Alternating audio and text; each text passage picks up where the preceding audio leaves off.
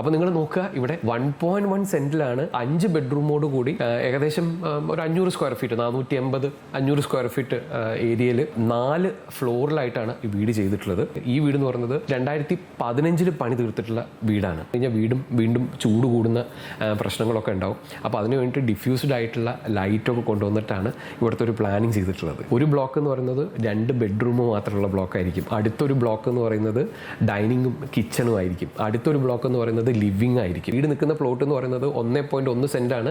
അതായത് 3 മീറ്റർ വീതിയും ഏകദേശം 15 മീറ്റർ നീളത്തിലാണ് ഈ വീട് ചെയ്തത്. അപ്പോൾ ഇവിടെ നോക്കി കഴിഞ്ഞിട്ടുണ്ടെങ്കിൽ ഇതാണ് നമ്മുടെ ഫ്ലോർ പ്ലാൻ എന്ന് പറയുന്നത്. ഇത് നമുക്ക് നമ്മുടെ ഗ്രൗണ്ട് ഫ്ലോർ എന്ന് വേണമെങ്കിൽ പറയാം.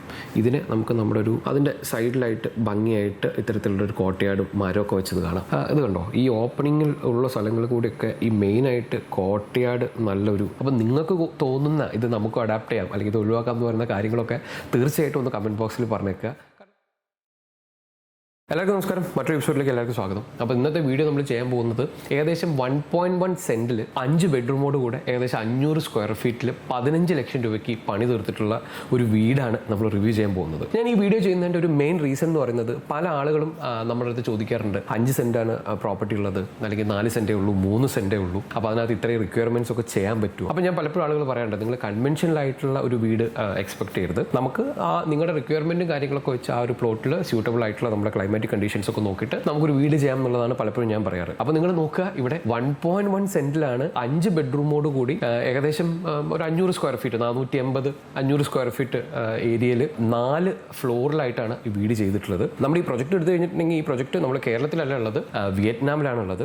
ഞാൻ ഈ ഒരു പ്രൊജക്ട് എടുക്കുന്നതിന്റെ മറ്റൊരു ഉദ്ദേശം എന്ന് പറയുന്നത്, നമ്മൾ റീസെന്റ് ആയിട്ട് ഒരു ജാപ്പനീസ് ആർക്കിടെക്ട് ടെഡോ ആൻഡോ എന്ന് പറഞ്ഞിട്ടുള്ള ഒരു ആർക്കിടെക്ട് ഡിസൈൻ ചെയ്തിട്ടുള്ള അസുമ ഹൗസ് എന്ന് പറഞ്ഞൊരു വീടിനെ എടുത്ത് റിവ്യൂ ചെയ്ത് അതിൻ്റെ ഒരു തോട്ട് പ്രോസസ് എന്താണെന്നുള്ളത് നോക്കി നമ്മുടെ കേരളത്തിലെ ക്ലൈമാറ്റിക് കണ്ടീഷൻസിലേക്ക് അതിൻ്റെ തോട്ട് പ്രോസസ്സ് എടുത്തു കഴിഞ്ഞാൽ നമുക്ക് ആ വീടിനെ അല്ലെങ്കിൽ അതിൻ്റെ ഒരു തോട്ട് പ്രോസസ്സിനെ കടെടുത്തിട്ട് നമുക്ക് എങ്ങനെ നല്ലൊരു വീട് ചെയ്യാം എന്നുള്ളതൊക്കെയായിരുന്നു നമ്മൾ ആ വീഡിയോയിൽ ചെയ്തിട്ടുണ്ടായിരുന്നത്. ഇന്നത്തെ കോണ്ടെക്സ്റ്റിൽ ഞാൻ വിയറ്റ്നാം എടുക്കുന്നതിൻ്റെ ഒരു മേജർ റീസൺ എന്ന് പറഞ്ഞിട്ടുണ്ടെങ്കിൽ, വിയറ്റ്നാമിലെ ഒരു ക്ലൈമാറ്റിക് കണ്ടീഷൻസ് എടുത്തു കഴിഞ്ഞാൽ ഏകദേശം കേരളമായിട്ട് മാച്ച് ചെയ്തിട്ട് അല്ലെങ്കിൽ സിമിലർ ആയിട്ടുള്ള നമ്മുടെ പോലത്തെ ഹെവി റെയിൻഫാളും ഹൈ ഹ്യൂമിഡിറ്റിയും അതുപോലെ തന്നെ ഹോട്ട് കണ്ടീഷൻ വരുമ്പോൾ അതുപോലെ തന്നെ ചൂടൊക്കെ ആയിട്ടുള്ള ഒരു സിമിലർ ക്ലൈമാറ്റിക് കണ്ടീഷനാണ് അവിടെ വരുന്നത്. അതുപോലെ തന്നെ അടുത്തൊരു കാര്യം എന്ന് പറയുന്നത്, നമ്മുടെ കഴിഞ്ഞ ജപ്പാനീസ് വീട് എന്ന് പറയുന്നത് 1970-കളിൽ ചെയ്ത വീടാണെങ്കിൽ ഈ വീട് എന്ന് പറയുന്നത് 2015 പണി തീർത്തിട്ടുള്ള വീടാണ്. അതുകൊണ്ട് തന്നെ നമുക്ക് കുറെ കൂടെ ആ ഒരു തോട്ട് പ്രോസസ് റിലേറ്റ് ചെയ്യാൻ പറ്റും. എനിക്ക് അതിനകത്ത് തോന്നിയൊരു ഡിഫറൻസ് എന്ന് പറയുന്നത്, അവിടുത്തെ ആളുകൾ എടുത്തു കഴിഞ്ഞിട്ടുണ്ടെങ്കിൽ ഒരു കൾച്ചറൽ ഡിഫറൻസ് എനിക്ക് ഫീൽ ചെയ്തു. അതായത് നമ്മൾ മുമ്പേ ബാലി പോയപ്പോഴും ജപ്പാനിൽ പോയപ്പോഴൊക്കെ ഞാൻ കുറച്ച് വീഡിയോസ് ഞാൻ നിങ്ങൾക്ക് ഷെയർ ചെയ്തിട്ടുണ്ടായിരുന്നു. അതായത് അവരുടെ ഒരു ലൈഫ് എന്ന് പറയുന്നത് കുറെ കൂടെ സൊസൈറ്റി ആയിട്ട് മിങ്കിൾ ചെയ്തുകൊണ്ടുള്ള ഒരു ലൈഫാണ്. നമ്മളിപ്പോൾ ഇന്ന് വീഡിയോ ചെയ്യാൻ പോകുന്ന ഈ വിയറ്റ്നാം ഹൗസ് എടുത്തു കഴിഞ്ഞിട്ടുണ്ടെങ്കിലും നമ്മുടെ നാട്ടിലെ റോ ഹൗസസും ഒക്കെ ആയിട്ട് കമ്പയർ ചെയ്യാൻ പറ്റുന്ന, അതായത് ഞാൻ വേണമെങ്കിൽ ഇങ്ങനെ റിലേറ്റ് ചെയ്യാം, നമ്മുടെ കോഴിക്കോട് SM സ്ട്രീറ്റിൽ നടുവിൽ ആ റോഡിന് 2 സൈഡിലുള്ള ഷോപ്പുകൾക്ക് പകരം അത് മുഴുവൻ ഷോപ്പ് കം വീടുകളൊക്കെ ആയിരുന്നെങ്കിൽ, അല്ലെങ്കിൽ അത്തരത്തിൽ കണക്റ്റഡ് ആയിട്ട് താമസിക്കുന്നത്, അതായത് ഇപ്പോഴും റോ ഹൗസിൽ താമസിക്കുന്ന ആളുകളാണ്. അതായത് നമുക്കറിയാം, ജപ്പാനിലൊക്കെ പോയി കഴിഞ്ഞാൽ അർബണൈസേഷൻ കാരണം പ്ലോട്ട് കിട്ടാനില്ല. നമ്മുടെ നാട്ടിലെടുത്തു കഴിഞ്ഞാലും എറണാകുളം കൊച്ചിയൊക്കെ എടുത്തു കഴിഞ്ഞിട്ടുണ്ടെങ്കിലും സിറ്റി ഏരിയകളിൽ പ്ലോട്ട് എന്ന് പറയുന്നത് ഭയങ്കര എക്സ്പെൻസീവ് ആണ്. അപ്പോൾ ഇവിടുത്തെ ഒരു പ്ലോട്ട് എടുത്തു കഴിഞ്ഞിട്ടുണ്ടെങ്കിൽ നമുക്ക് ഏകദേശം പ്ലോട്ടിൻ്റെ, അതായത് നമ്മൾ ഈ വീട് നിൽക്കുന്ന പ്ലോട്ട് എന്ന് പറയുന്നത് 1.1 സെന്റാണ്.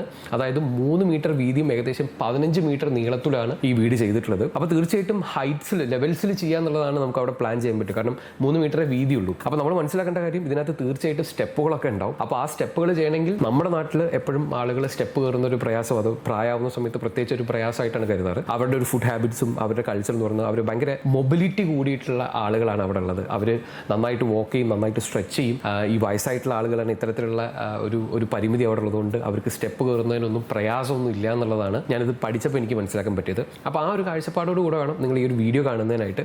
അതുപോലെ തന്നെ ഈ ഒരു പ്ലാൻ അല്ലെങ്കിൽ ഈ ഒരു പ്രൊജക്റ്റ് അതുപോലെ കോപ്പി എടുത്ത് നമ്മുടെ കേരളത്തിൽ പണിയാമെന്നല്ല, അതായത് ക്ലൈമറ്റിലൊക്കെ മാച്ചിങ് ആണെങ്കിൽ പോലും അത് അതുപോലെ കോപ്പി ചെയ്യാമെന്നല്ല നമ്മൾ ഉദ്ദേശിക്കുന്നത്. ഇവരുടെ തോട്ട് പ്രോസസ്സ് എന്തായിരുന്നു, ഏതൊരു തോട്ട് പ്രോസസ്സിലൂടെയാണ് അവർ ഈ കാണുന്ന ഒരു പ്ലാനിലേക്കും അതിൻ്റെ നമ്മൾ കാണുന്ന അതിനെ സ്ട്രക്ചർ ചെയ്തിട്ടുള്ള ഫോർമാറ്റിലേക്കും എത്തിയിട്ടെന്നുള്ള ആ ഒരു തോട്ട് പ്രോസസ്സാണ് നമ്മൾ സ്റ്റഡി ചെയ്യാൻ പോകുന്നത്. അതിന്ന് നമുക്ക് ഇൻസ്പയർ ചെയ്ത് നമ്മുടെ നാട്ടിൽ ചെയ്യാൻ പറ്റുന്ന കാര്യങ്ങളൊക്കെ നമുക്ക് ട്രൈ ചെയ്യാം. അപ്പോൾ ഞാൻ ആർക്കിടെക്ട് ഷിനു, ആറ്റിക് ലാബിന്റെ മറ്റൊരു എപ്പിസോഡിലേക്ക് എല്ലാവർക്കും സ്വാഗതം.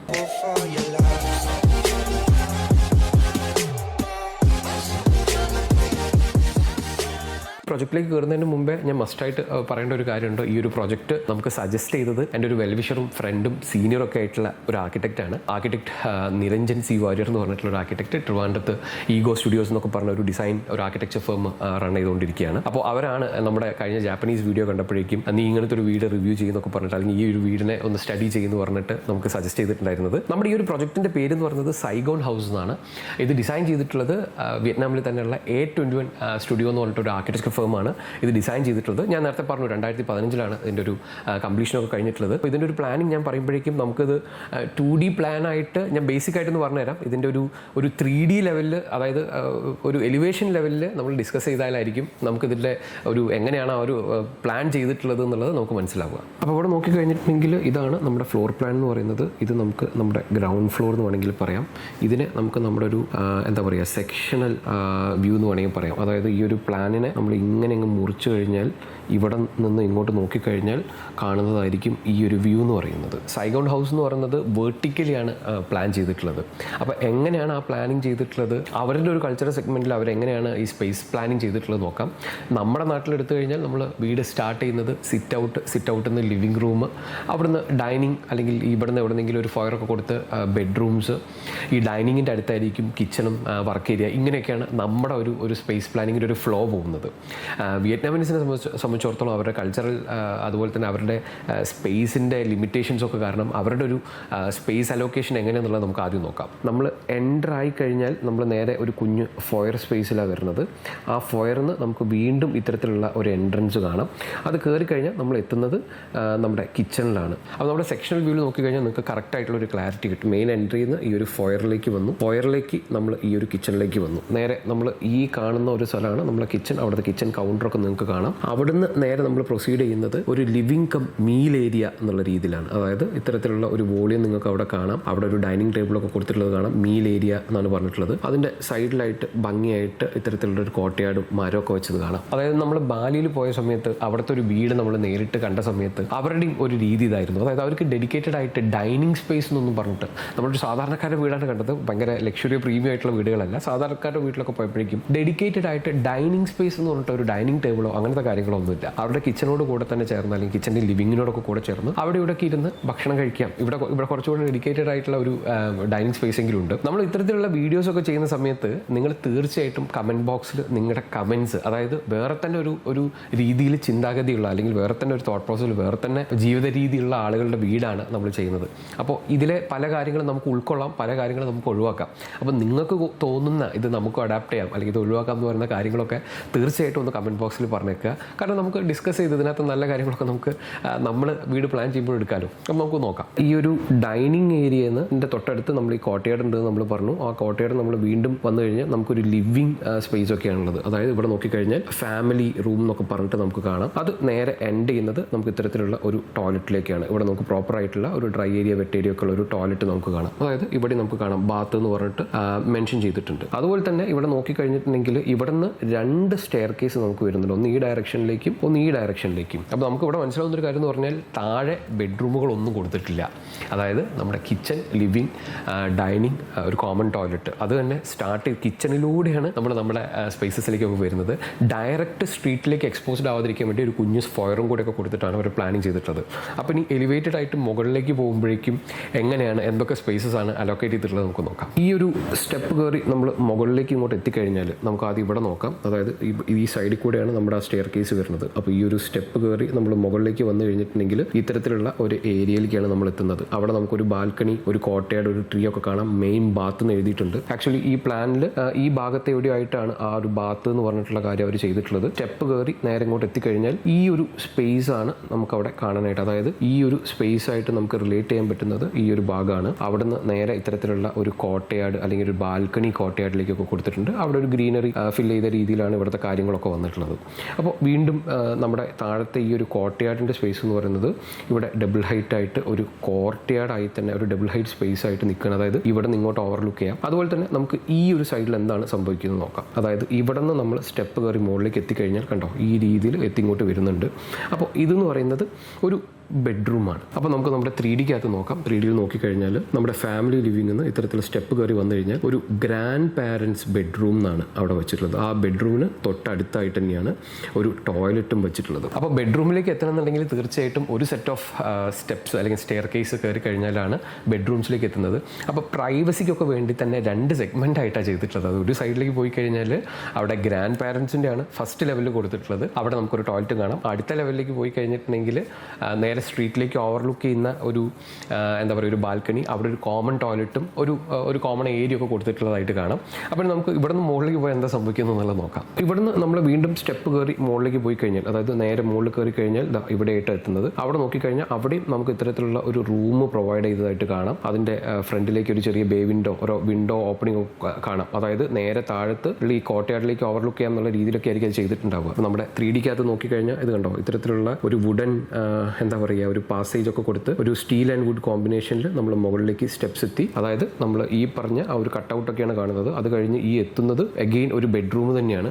അതായത് ഇവിടുത്തെ ഒരു ചിൽഡ്രൻസ് ബെഡ്റൂം എന്നുള്ള രീതിയിലാണ് ഈ റൂം വന്നിട്ടുള്ളത്. നമ്മൾ ഇതിൽ കണ്ട ആ ഒരു വിൻഡോ ഇവിടെ കാണാം. അപ്പോൾ ഇവിടെ നിന്ന് നേരെ ഈ ഗ്രീൻ കാര്യങ്ങളൊക്കെ കാണാം. നേരെ പുറത്തേക്ക് നമ്മുടെ സ്ട്രീറ്റൊക്കെ കാണാം എന്നുള്ള രീതിയിലാണ് ചെയ്തിട്ടുള്ളത്. ഇതേ ലെവലിൽ തന്നെ ഇത്തരത്തിലുള്ള ഒരു വുഡൻ പ്ലാങ്ക് ഒക്കെ വെച്ച്, അതായത് ഇവിടെ നോക്കിക്കഴിഞ്ഞാൽ ഇത്തരത്തിലുള്ള ഒരു കണക്ഷൻ ഒക്കെ കൊടുത്തതിന് ശേഷം ഒരു ബെഡ്റൂം കൂടെ നമുക്ക് വരുന്നുണ്ട്. കണ്ടോ, ഇത്തരത്തിലൊരു ചിൽഡ്രൻ ബെഡ്റൂം. അതായത് ഈ ഒരു സ്പേസ് ആണ് നമുക്ക് ബെഡ്റൂമായിട്ട് വരുന്നത്. നമ്മുടെ താഴത്തെ കോട്ടയാട് ഏരിയ അതേപോലെ മുകളിലേക്ക് എത്തുന്നുണ്ട് കേട്ടോ. അതായത് ഇവിടുന്ന് കോട്ടയാടിലേക്ക് ഓവർലുക്ക് ചെയ്ത് കഴിഞ്ഞാൽ നേരെ ഈ കോട്ടയാടാണ് കാണുന്നത്. അതായത് ഇവിടുന്ന് നേരെ ഈ കോട്ടയാട് കണ്ടുകൊണ്ടാണ് നമ്മൾ വീണ്ടും മുകളിലേക്ക് പോകുന്നത്. അതുപോലെ തന്നെ ഇവിടുത്തെ കാര്യം എടുത്തു കഴിഞ്ഞാൽ നേരെ ഇവിടുന്ന് ആ സ്റ്റെപ്പ് വീണ്ടും മുകളിലേക്ക് എത്തിക്കഴിഞ്ഞാൽ നമുക്ക് ഒരു റൂം കൂടെ വരുന്നുണ്ട്. ആ റൂമാണ് നമ്മളെ സംബന്ധിച്ചിടത്തോളം ഈ ഒരു റൂം എന്ന് പറയുന്നത്. അതായത് ഗ്രാൻഡ് പാരൻസിൻ്റെ റൂമിൽ നിന്ന് സ്റ്റെപ്പ് കയറി നമ്മൾ മുകളിലേക്ക് വന്നു കഴിഞ്ഞാൽ ഇത്തരത്തിലുള്ള ഒരു പാരൻസ് റൂം, അതിൽ നിന്നും നമുക്ക് ഇത്തരത്തിൽ ഈ കോട്ടയാടിലേക്ക് ഓവർലുക്ക് ചെയ്യുന്നുണ്ട്. കണ്ടോ, ഈ രീതിയിൽ ഓവർലുക്ക് ചെയ്യുന്നുണ്ട്. അപ്പോൾ നമ്മൾ മനസ്സിലാക്കേണ്ട കാര്യം, ആദ്യം ഗ്രാൻഡ് പാരൻസിൻ്റെ സ്പേസ് കൊടുത്തു, അവിടുന്ന് സ്റ്റെപ്പ് കയറിയിട്ട് നമ്മുടെ പാരൻസിൻ്റെ റൂമിലേക്ക് എത്തി. അവർക്ക് രണ്ടുപേർക്കും കൂടിയാണ് അവിടെ ഒരു ടോയ്ലറ്റ് ആ ലെവൽ. അതായത് മറ്റേത് ടോയ്ലറ്റിൽ പോകണമെന്നുണ്ടെങ്കിൽ ഏറ്റവും താഴെ വരെ വരണം. അപ്പോൾ അത് അവോയ്ഡ് ചെയ്യാൻ വേണ്ടിയിട്ട് ഈ രീതിയിലാണ് റൂംസ് പ്രൊവൈഡ് ചെയ്തിട്ടുള്ളത്. നമുക്ക് വീണ്ടും ഈ ലെവൽസിൽ എന്തൊക്കെയാണ് സംഭവിക്കുന്നത് നോക്കാം. അപ്പോൾ ഇവിടെ നോക്കിക്കഴിഞ്ഞാൽ ഇവിടെ നമുക്ക് വീണ്ടും ഒരു സ്റ്റെപ്പ് കയറാനായിട്ടുള്ള ഒരു ഓപ്ഷൻ ഉണ്ട്. നമുക്ക് ഇവിടുന്ന് വീണ്ടും സ്റ്റെപ്പ് കയറി മുകളിലേക്ക് പോയി കഴിഞ്ഞാൽ ഒരു ഏരിയയിൽ, ഇത് ആക്ച്വലി അവിടുത്തെ ഒരു റൂഫാണ് കാണുന്നത്. ഇതിൽ തന്നെ ഒരു ലെവലും കൂടെ കൊടുത്ത് അവിടെ ഒരു സ്പേസും കൂടെ ഉണ്ട്. ഇത് ആക്ച്വലി നമ്മൾ ഇതിൻ്റെ ഒരു 3Dയിൽ നോക്കിക്കഴിഞ്ഞാൽ മനസ്സിലാവും. നമ്മൾ ഈ ഒരു സ്പേസിൽ നിന്ന് ഈ സ്റ്റെപ്പ് കയറി മുകളിലേക്ക് എത്തിക്കഴിഞ്ഞിട്ടുണ്ടെങ്കിൽ വീണ്ടും ഒരു ചിൽഡ്രൻ റൂം നമുക്ക് വരുന്നുണ്ട്. അവിടുന്ന് ഒന്നും കൂടെ ക്ലൈംബ് ചെയ്ത് കഴിഞ്ഞിട്ടുണ്ടെങ്കിൽ, അതായത് നേരെ ഇങ്ങോട്ടേക്ക് സ്റ്റെപ്പ് കയറി എത്തിക്കഴിഞ്ഞാൽ ഒരു പ്ലേ ഏരിയ എന്ന് പറഞ്ഞിട്ട് ഒരു ഏരിയയാണ്. അവിടെ പോലും നിങ്ങൾ നോക്കിക്കഴിഞ്ഞാൽ ഒരു ലെവലൊക്കെ പ്രോപ്പറായിട്ട് ചെയ്ത് അവിടെ പ്രോപ്പറായിട്ട് ഒരു കോട്ടയാടൊക്കെ ചെയ്തിട്ടുണ്ട്. ഇതിൻ്റെ റൂഫ് എന്ന് പറയുന്നത് ഒരു പോർഷനിലെല്ലാം ഗ്ലാസും അവരുടെ ലെഫ്റ്റ് ഓവർ ആയിട്ടുള്ള കുറേ ഗ്രില്ലും കാര്യങ്ങളൊക്കെ വെച്ച് ചെയ്തിട്ടുണ്ട്. ഈ കോട്ടയാട് ഏരിയയിൽ മഴ കിട്ടുന്ന രീതിയിലാണ് കാര്യങ്ങൾ ചെയ്തത്. അതായത് ഈ കോട്ടയാട് ഏരിയ ഇവിടെയും നമുക്ക് ഈ സ്പേസിൽ നിന്നൊക്കെ ഓവർലുക്ക് ചെയ്യാം. അതായത് ബേസിക്കലി നമ്മുടെ നാട്ടിലെ ഒരു നടുമുറ്റം എന്നുള്ള കോൺസെപ്റ്റിലൊക്കെ, അല്ലെങ്കിൽ നമ്മുടെ നാട്ടിലെ റോ ഹൗസസ് ഒക്കെ എടുത്തു കഴിഞ്ഞിട്ടുണ്ടെങ്കിൽ അതിൻ്റെ ഉള്ളിൽ കുഞ്ഞൊരു കോട്ടയാട് ഉണ്ടാവും. പക്ഷേ പലപ്പോഴും ഒരു നിലയോ 2 നിലയൊക്കെ ആയിരിക്കും റോ ഹൗസസ് ഉണ്ടാവുക. ഇവിടെ നമ്മൾ നോക്കിക്കഴിഞ്ഞാൽ 4 നിലകളിലായിട്ട് ആ കോട്ടയാട് നേരെ മുകളിലേക്ക് എത്തുന്ന രീതിയിൽ അതിലെത്തുന്ന മഴേനെ പ്രോപ്പറായിട്ട് ഡ്രെയിൻ ചെയ്യുന്ന രീതിയിലുള്ള അതിനുള്ള സംവിധാനങ്ങളൊക്കെ അവിടെ ഉള്ളതുകൊണ്ടായിരിക്കും അങ്ങനെ ചെയ്തിട്ടുണ്ടാവുക. അപ്പോൾ ആ രീതിയിലാണ് ഇവിടുത്തെ ഒരു സ്പേസ് പ്ലാനിങ് വന്നിട്ടുള്ളത്. അപ്പോൾ മുഴുവൻ നമ്മൾ നോക്കിക്കഴിഞ്ഞാൽ വെർട്ടിക്കലിയാണ് പ്ലാനിങ് നടന്നിട്ടുള്ളത്. നമ്മൾ സാധാരണ വലിയൊരു പറമ്പുണ്ടെങ്കിൽ ആ പറമ്പിനകത്ത് പല ഇപ്പോൾ ബാലിയിൽ പോയ സമയത്ത് നമ്മൾ കണ്ടത് നമ്മുടെ നാട്ടിലൊരു കോൺസെപ്റ്റ് അല്ല. അതായത് ഒരു പറമ്പ് എടുത്തു കഴിഞ്ഞാൽ ആ പറമ്പിൻ്റെ ഉള്ളിൽ ഒരൊറ്റ സിംഗിൾ ബ്ലോക്ക് വീട് എന്നുള്ള രീതിയിലല്ല. ഒരു ബ്ലോക്ക് എന്ന് പറയുന്നത് 2 ബെഡ്റൂം മാത്രമുള്ള ബ്ലോക്കായിരിക്കും. അടുത്തൊരു ബ്ലോക്ക് എന്ന് പറയുന്നത് ഡൈനിങ്ങും കിച്ചണും ആയിരിക്കും. അടുത്തൊരു ബ്ലോക്ക് എന്ന് പറയുന്നത് ലിവിങ് ആയിരിക്കും. നാളെ അവരുടെ അടുത്തൊരു ജനറേഷൻ അവരുടെ മാരേജ് ഒക്കെ ആവുന്ന സമയത്ത് അവർക്കും ഇതുപോലെ ആ പറമ്പിൽ തന്നെ ഒരു കുഞ്ഞ് ഒരു ബ്ലോക്കും കൂടെ ഉണ്ടാക്കാം. അതായത് ഒരു ബെഡ്റൂമുള്ള ബ്ലോക്ക് ഉണ്ടാക്കാം.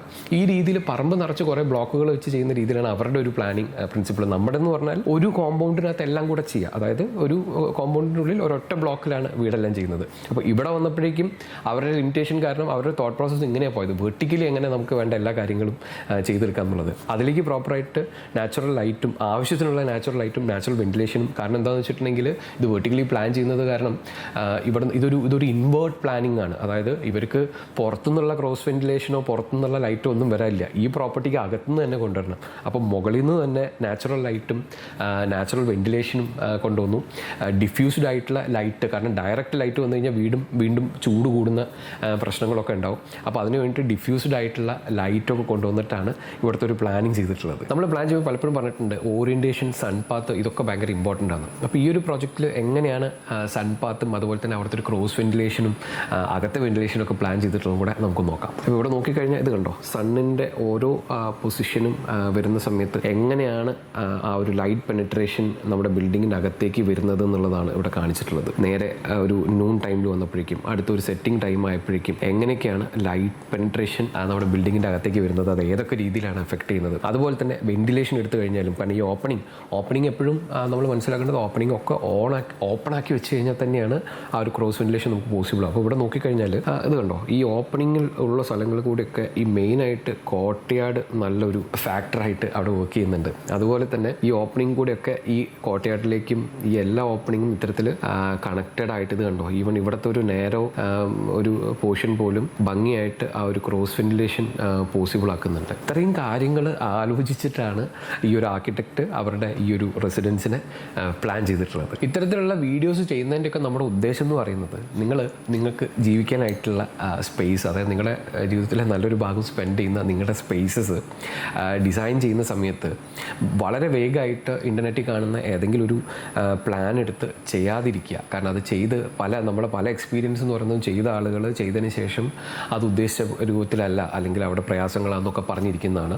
എന്ന് വെച്ച് എല്ലാവർക്കും ആർക്കിടെക്റ്റിനെ അഫോർഡ് ചെയ്യാൻ പറ്റുമോ ഇല്ല എന്നുള്ളത് എനിക്കറിയില്ല. തീർച്ചയായിട്ടും ഒത്തിരി പ്രാക്ടീസിങ് ആയിട്ടുള്ള ആളുകൾ നമ്മുടെ നാട്ടിലുണ്ട്. അപ്പോൾ അവരുടെയൊക്കെ ഒരു സർവീസ് നിങ്ങൾക്ക് കിട്ടാൻ പറ്റുമെന്നുള്ള ആലോചിക്കുക. ഒരു 10-20 ലക്ഷം രൂപയ്ക്ക് വീട് ചെയ്യുന്ന സമയത്ത് അതിനകത്ത് ഒരു പോർഷൻ ട്രെയിൻഡ് ആയിട്ട് ഇത്തരത്തിലുള്ള പ്ലാനൊക്കെ ജനറേറ്റ് ചെയ്യുന്നതിന് ട്രെയിൻഡ് ആയിട്ടുള്ള ഒരാളുമായി ഡിസ്കസ് ചെയ്ത് കൊളാബറേറ്റ് ചെയ്ത് നിങ്ങളുടെ സ്പേസ് നന്നായിട്ട് ചെയ്യാൻ എല്ലാവർക്കും ഹെൽപ്ഫുൾ ആവട്ടെ എന്നുള്ള ഒരു ഉദ്ദേശത്തിലൊക്കെയാണ് നമ്മൾ ഇത്തരത്തിലുള്ള വീഡിയോസൊക്കെ ചെയ്യുന്നത്. അപ്പോൾ നിങ്ങൾക്ക് ഈ വീഡിയോ ഇഷ്ടപ്പെട്ടിട്ടുണ്ടെങ്കിൽ തീർച്ചയായിട്ടും ഫ്രണ്ട്സിനൊക്കെ ഷെയർ ചെയ്ത് കൊടുക്കുക.